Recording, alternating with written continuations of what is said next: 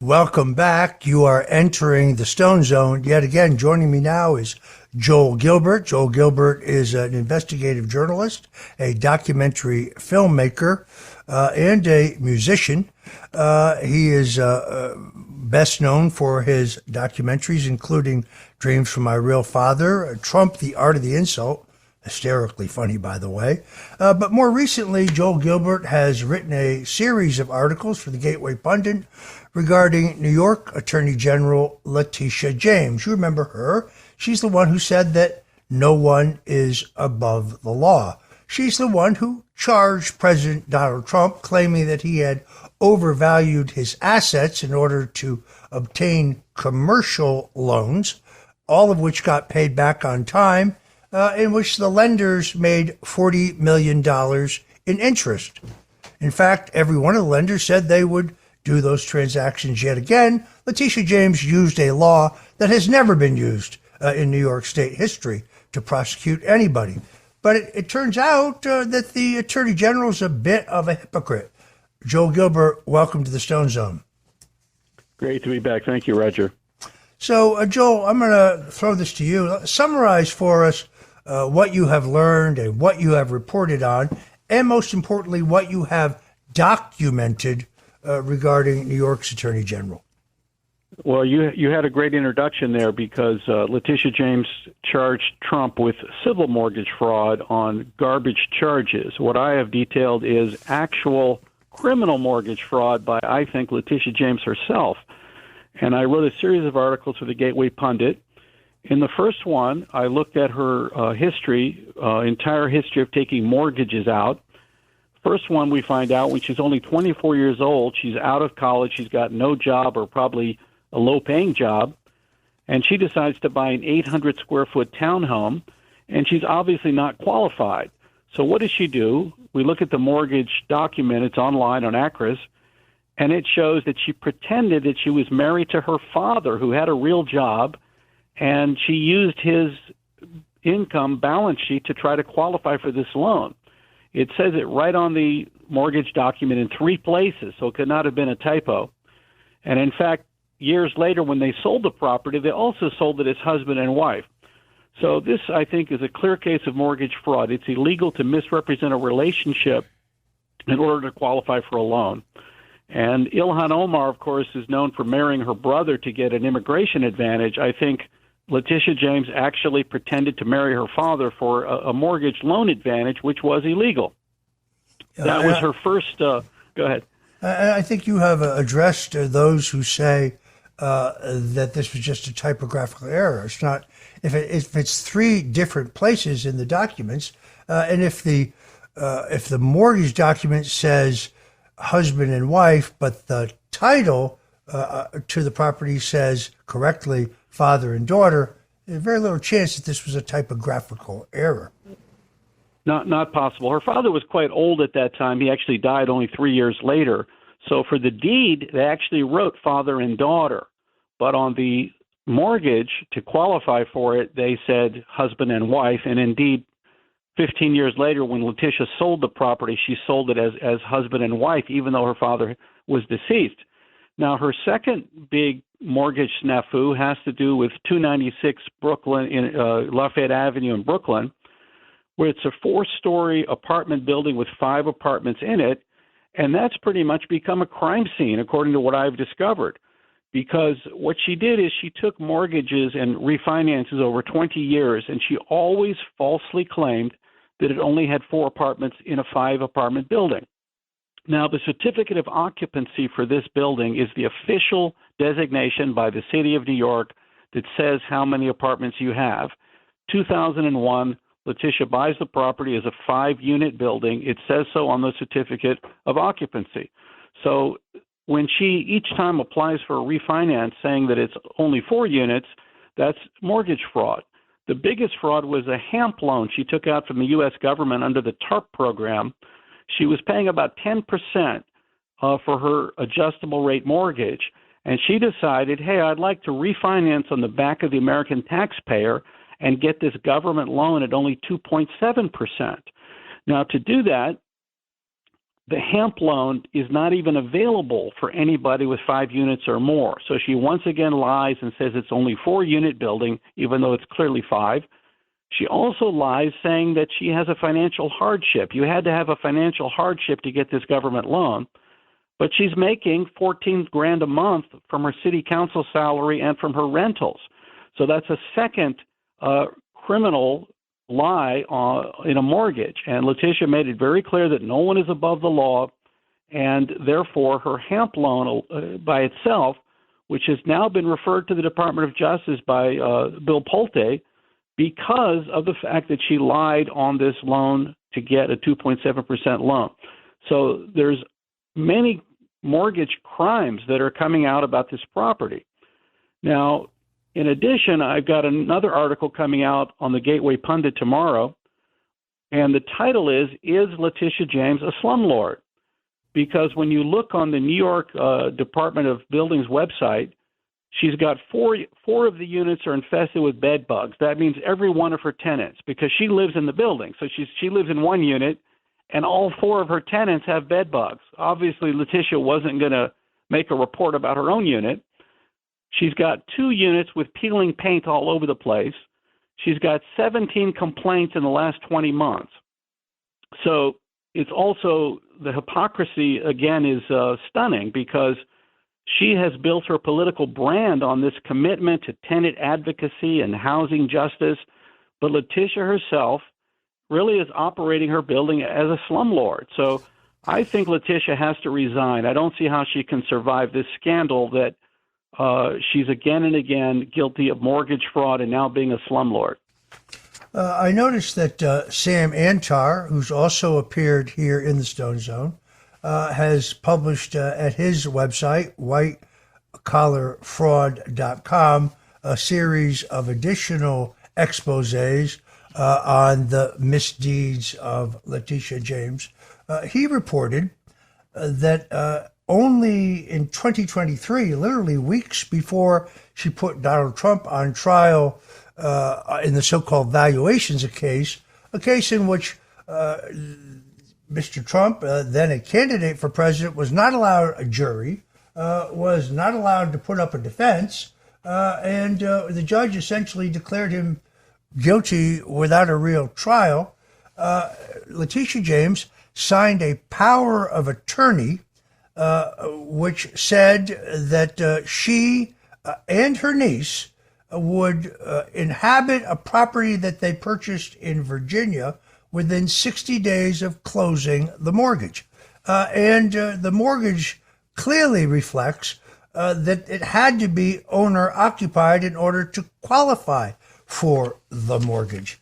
Now, the New York Daily News editorial board published a piece dismissing all of this, saying that these were flimsy claims of fraud and petty payback by the administration for the civil case she brought against Donald Trump. You know Sam Antar, you know his work. It is extremely documented. By the way, Sam Antar is not a Republican, not a Trump supporter. He has a very interesting background. He himself was convicted in one of the greatest security frauds in American history. He went to prison. He did his time. He paid his debt to society. But when he came out, he decided to use his unique forensic talents to help governments, law firms, and other institutions detect white-collar fraud. Turned his life around, now using it for good. Joel, what do you think of these revelations by Sam Antar? Sam has just done a fantastic job on his website. Everyone should look at it every day because he's got great updates, whitecollarfraud.com. He discovered that Letitia claimed, as you mentioned, that this home in Virginia would be her primary residence. Now, the reason she did that is because you do get lower rates when the mortgage companies give you a lower rate. And I had an article also on Gateway Pundit showing you that insurance companies also give lower rates when someone says they're going to inhabit their house. If they say they're going to rent it out or have someone else living there, the insurance rates are higher. So I believe Letitia James is also guilty of insurance fraud. And Sam Antar has shown how the Norfolk property is just a primary evidence done at exactly the same time she was prosecuting Trump for mortgage fraud. She herself was engaged in mortgage fraud. I also had an article about a foreclosure property that Letitia purchased in 2008 in Martinsville, Virginia, where she purchased a property with a couple who had been foreclosed on, and then the deed for the property that was created, the new deed, Letitia wasn't on it. So she should have been because she was a purchaser. So that was another indication of possible mortgage fraud because the purchasers have to appear on the deed. She may to this day have an interest in that property that she bought this foreclosure but never disclosed it on her campaign forms. So Sam Antar has a lot more information about campaign fraud, misuse of airplane expenses, you name it. Letitia, I think, has to resign at this point. The New York Daily News is not going to save her by pretending and repeating things that aren't true. The Albany Times-Union, in a tight contest, perhaps be the worst newspaper in the country in terms of absolute bias in their reporting, never mind their editorial page, has also come to her defense to try to pretend that these are not legitimate issues. It's interesting. Attorney General James told the New York Times that despite this power of attorney she signed, in which she claimed that she would move to Virginia, which would have made her instantaneously constitutionally ineligible to be the New York Attorney General, or if she didn't move, she would be guilty of a false statement on this sworn document. She claimed that there was a prior application for that mortgage in which there was no pledge to move in and occupy the property. She also claimed that the mortgage did not require her to do so. Anyone can go to whitecollarfraud.com or can go look up the documents themselves. Both of those claims are completely and totally false.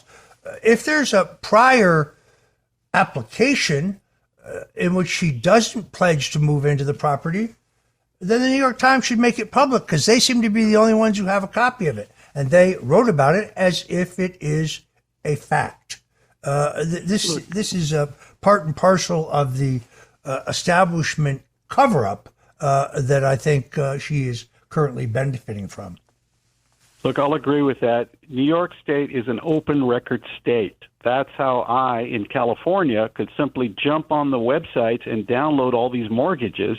Anybody, just type in Letitia James. You can download every mortgage myself or Sam Antar have written about, and you can read them yourself. You will find nothing to support these flimsy leftist rags claims that Letitia did something that was legal, because everything was illegal, from the HAMP loan to the claim of a primary residence in Norfolk, illegal what she did with the foreclosure in Martinsville, Virginia, illegal to defraud insurance companies by claiming she only had 4 units, illegal to claim that with the HAMP loan that she had a financial hardship while making $14,000 a month.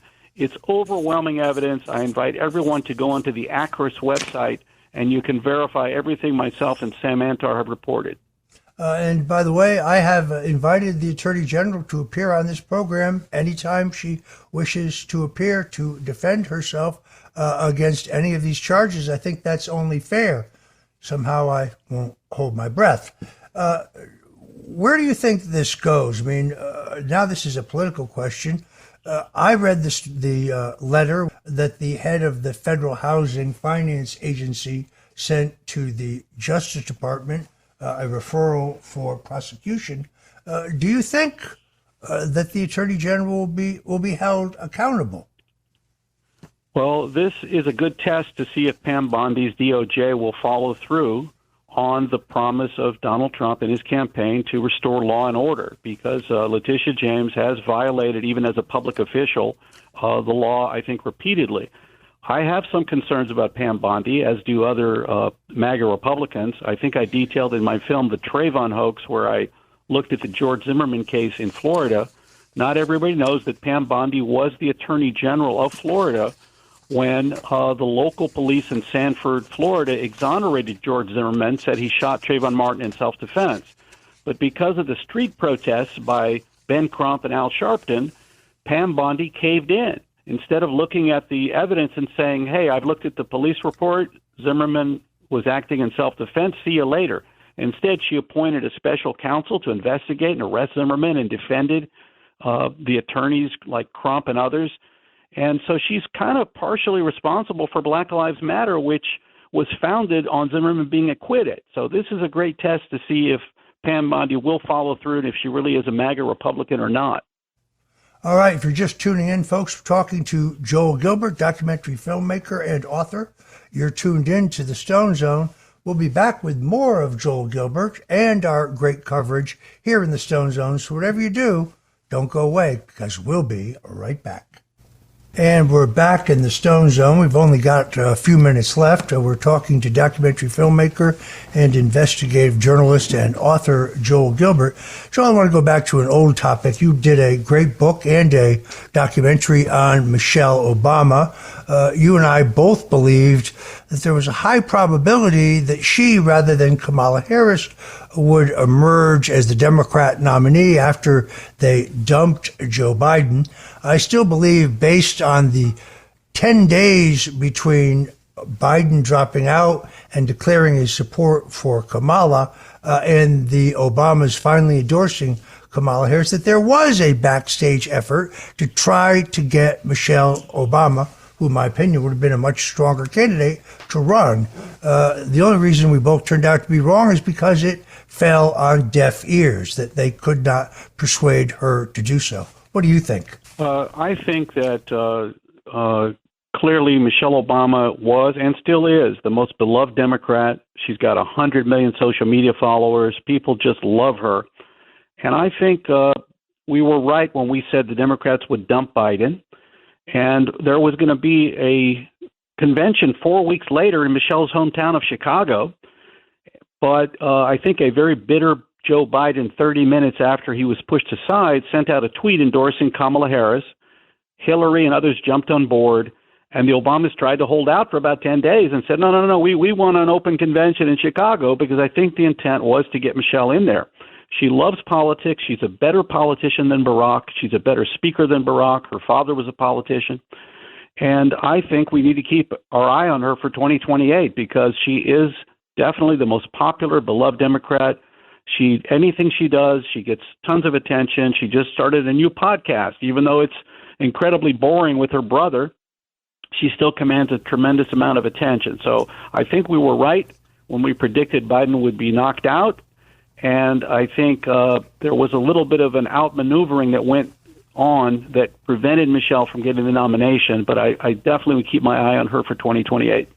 Yeah, it's also true that House Speaker Nancy Pelosi was maneuvering furiously for an open convention.